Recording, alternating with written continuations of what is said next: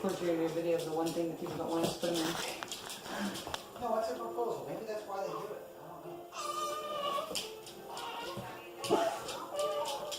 Can we go to Declan because he's crying?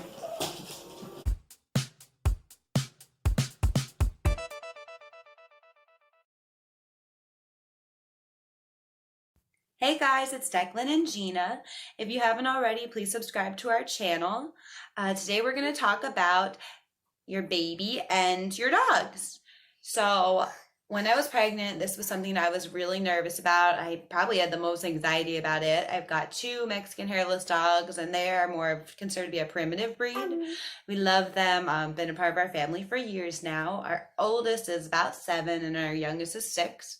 So our youngest dog, he would love to cuddle with mommy's belly when I was pregnant. So he pretty much had an idea that you were coming. And I think he really was excited about that.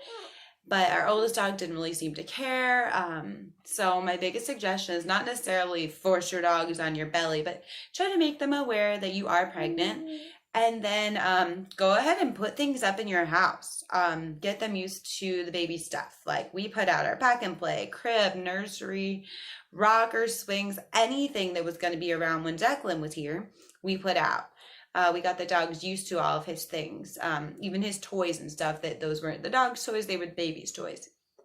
So also we made a place for the dogs in each of the areas where we'd be with the baby the most. For instance, we have 2 dog beds in the nursery, 2 in the kitchen, 2 in the office. These are the places we spend a lot of time, or 2 in the gym, so that the dogs feel like they have a special place as well.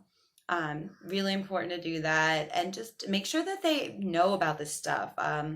We put the dogs near the crib and tried to get them excited. We would tell them the baby was coming, and they seemed kind of, I hate to say receptive, that just sounds silly, but I feel like they had an idea that something big was coming. So when he got here, or when he was born and we took him home from the hospital, we did not go and introduce them outside or anything like that. We did pick more of a neutral area in our home. We left Declan in his car seat, and we took both the dogs and put them on leashes and brought them downstairs to meet Declan. So this way we'd have Declan in a way where we could move him up and out of the way, out of harm's way of need. And we could also restrain the dogs if we needed to. We let them come very close into Declan's face, sniff him, love on him, and we brought lots of treats, and then special toys for the dogs, brand new toys, and we gave them these toys. So then the biggest part we did after that was to make sure the dogs still had plenty of mommy and daddy time. So that might look like maybe daddy takes Declan for 20 minutes on the couch and holds Declan while I run around the house and play with the dogs, which is also really good recovery help for mama. Move around a little bit, just get a little bit of cardio, go and play with the dogs, or maybe take them for a walk, even a small, short walk, especially for C-section, short. But, or also then mom holds baby and dad does the same thing. So each dog gets individual attention so that they also feel important and special. Now that Declan is getting bigger, he's about 9 months old. I have some other recommendations too.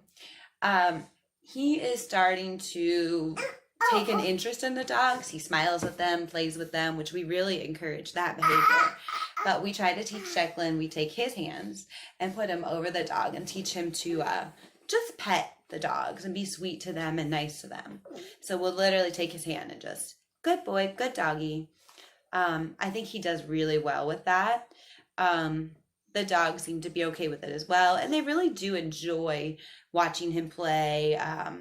One of our dogs especially, the one that loved my belly so much, he comes up and nudges him, and he takes such an interest in him. It's really a sweet thing. The other dog likes to cuddle with him, but you have to be careful that Declan doesn't get a chance to surprise the dog. So we never let him just launch himself at him or pull on his ears or pull on their tails. If he goes toward their tails, we gently pet the doggy and say, pet nice, pet nice. These are the biggest things I can recommend moving forward, is just to continue to teach your children to respect the dogs, and they can still play. I understand there's going to be times where the child or the dog may be a little rough, but it's still best to do that. I read so many books though about introducing baby and dog, and I really feel like the majority of them were just over the top, and the biggest suggestions were just getting rid of your dog if there's a problem. And we're kind of the mindset that your animals are part of your family as well. So we're blessed that we've been able to make it work, and I hope some of these suggestions will help you guys out too.